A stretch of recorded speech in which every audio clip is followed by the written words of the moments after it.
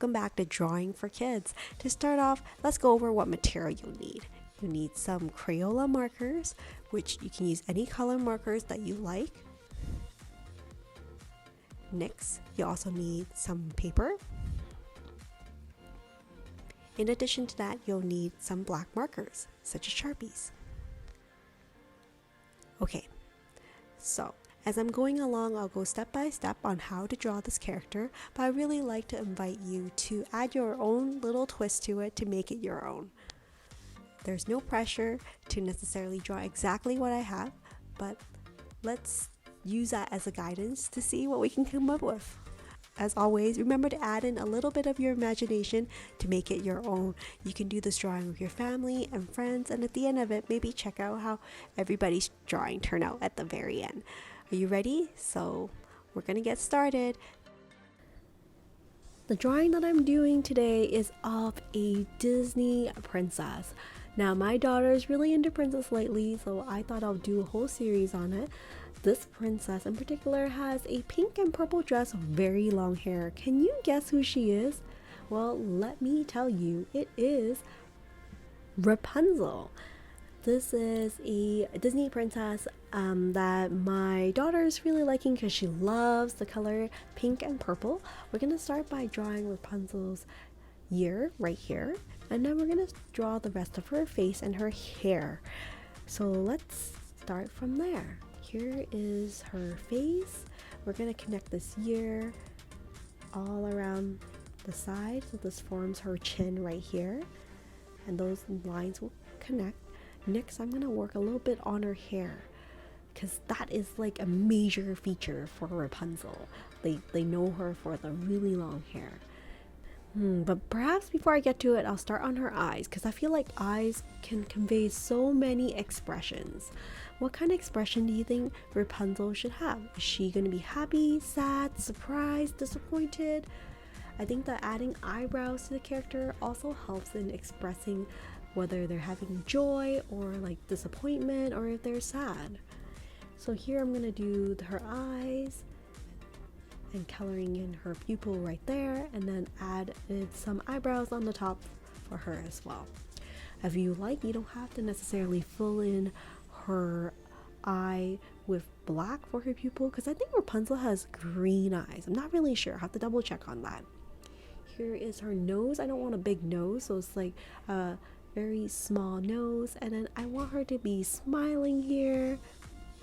If you want, you can have Rapunzel with a sad face, or her tongue sticking out, or maybe she's eating something. I think it's helpful when you're doing your drawing to use your own imagination and creativity and make it your own. It helps if your drawing is telling a story, and your story will help you figure out what accessories, what expression, and what backgrounds you want to include. Here I'm gonna do her hair for Rapunzel. Some of it is gonna drape across her face, and then some of it is gonna drape down her back, and we're gonna color in that long hair for Rapunzel in a moment. Here her bangs that drape loosely across her face and behind her ear, and then we'll just make sure that coats over her head. And then there's our long hair. Okay, of course we need to draw the rest of Rapunzel's body. So I'm going to start with her sleeve. She has a big puffy sleeve on one side. I'm going to do some designs on it as well. And then that is her sleeve. And then I'm going to do her arm as well. Of course, this is like a side profile, so she's not facing you directly, but that's okay.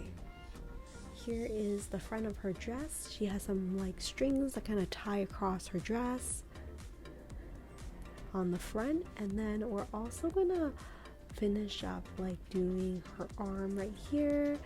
She does have a puffy sleeve on the other side, but it's behind her arm. I'm actually gonna tuck her arm behind her dress, so I want her to have like a dress that's kind of puffy and sprawled out. I also want it to be kind of flowy as well. So this is her dress. And then I'm gonna add like different layers to the dress as well, and then her feet and her legs are gonna be at the bottom here. If you want for your Rapunzel drawing, it can be a little different in that, like, she can have longer legs, she can have a longer dress, she can have a shorter dress, she can have like lots of fluff on her dress, or like stripes or patterns. So use your imagination and just try it out whichever way you may like, and then if it doesn't work out, you can always do this again and practice drawing, because I find it's really helpful, especially when it doesn't come out the way I want it the first time, that like I try again, because I know I will only get better. Here you see I did these small semicircles on the bottom for her kind of lace below her dress. Of course, need to finish the rest of her hair. That's gonna come down, and of course she only has one leg, and her, like, she's not gonna be balanced. Of course I have to do her other leg as well. So here is her other leg. And then her hair is gonna be like all wrapped up along her feet on the bottom there, and just like draped across the floor. I think it's looking really fun to color afterwards. So here I need to do the other side for her hair, and then it's gonna drape across her back a little bit. I wonder if it should be wavy. If for you, you can decide if you want it to be wavy or several layers, or maybe she even has a bow on the top, or maybe she has a large ponytail. So use your imagination and try out different designs for your Rapunzel. So here it is. Her hair is just draped across the floor, just curled up around her legs. We're almost done here. I'm gonna start coloring in Rapunzel in a moment, so after drawing this, get your colors ready. Of course, for the Disney original Rapunzel, I think she has a blonde yellow hair, and then her dress is laced with pink and purple, but feel free to try different colors out. You can draw patterns on her dress like stars, diamonds, or flowers. It doesn't necessarily need to be plain. It only needs to be fun for you, because I think at the end of the day, drawing is about having fun. Now I'm going to use my yellow marker to color in her hair. I try my best to color within the lines and not leave any white gaps, but of course I'm not perfect either. I certainly try my best, but like I sometimes will leave gaps as well. But you know what? I think it still looks okay at the end of the day.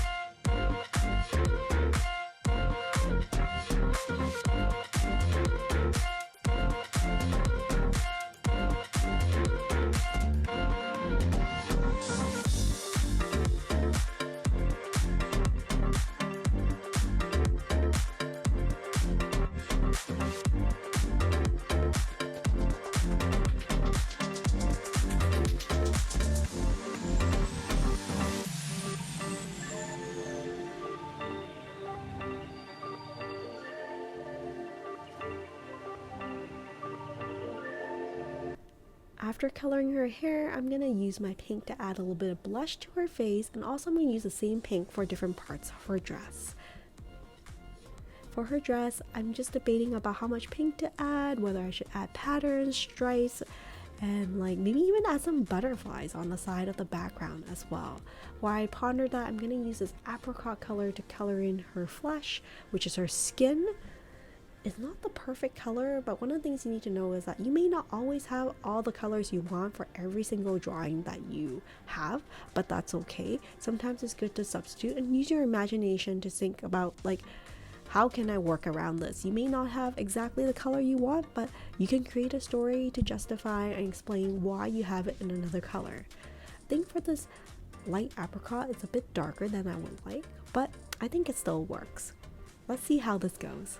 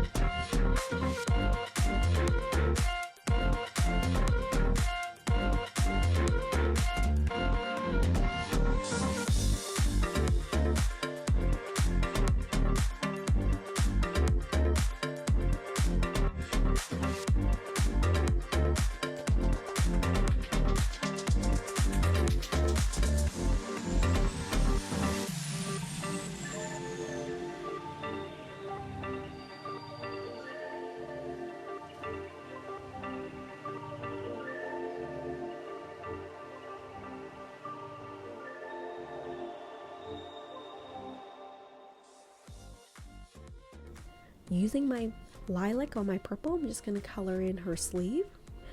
Sometimes if I don't have the colors that I like as a marker, I might use pencil crayons or like acrylics or like pastels. You can use other mediums to substitute as well. Right now, I think that Rapunzel's dress still looks a little bit plain to me, so I'm thinking for her skirt, I'm going to do a little bit of stripes to make it look a little bit more interesting. So here, I'm going to just draw in some stripes with my purple marker and maybe fill in the gaps in between with pink. We'll see how things go. It's always fun to experiment with my artwork and try out different patterns. And I really encourage you to try it out yourself. Maybe you want to do checkers or maybe hearts. Try different patterns that you like to include it into the dress for Rapunzel.